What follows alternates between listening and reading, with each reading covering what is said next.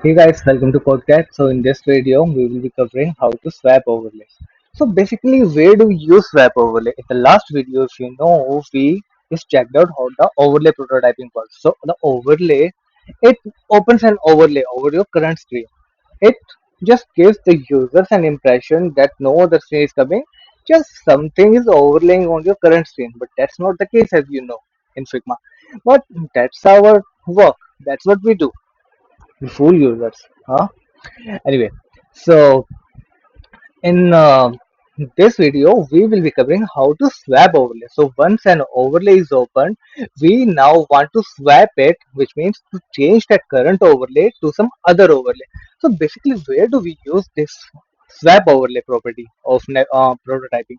So we use this inside subcategories of drop downs, which means if you click a link on the drop down on the navigation menu and it has a drop down, which means it has more options inside, the drop down opens, right? But that's just one level of navigation. But what if that drop down inside itself contains some links which has more categories, which opens on the right side of it when you click on that option?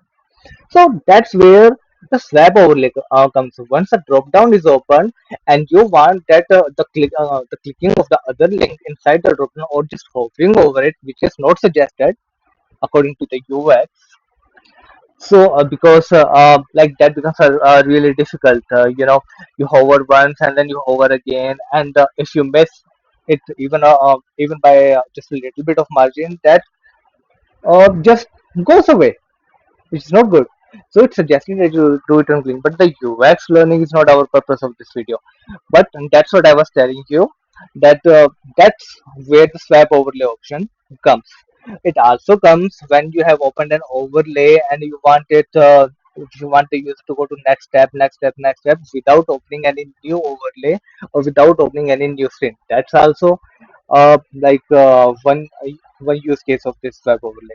So how do you use swap overlay? So if you have been following my playlist of the prototyping, uh, you already know that we have already covered how to use open overlay, how to use go back property, navigate to on scroll, and the link prototyping.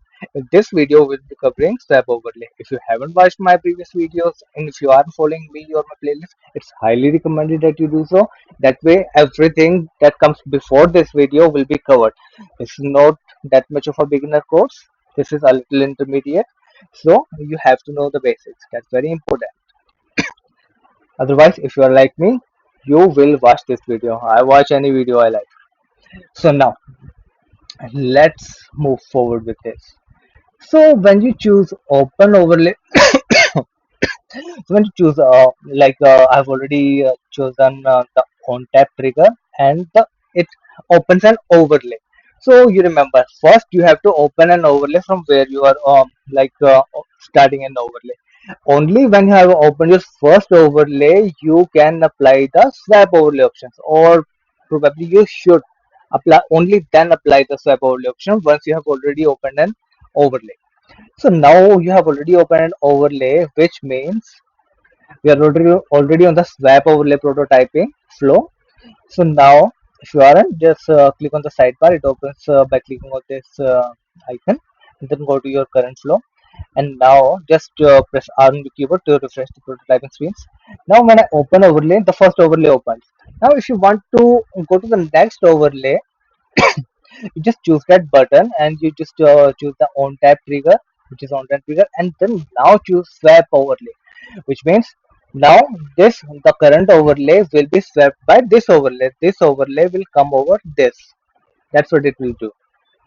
So you have to choose swap overlay, and then you have to choose for which frame do you want it to be overlaid by.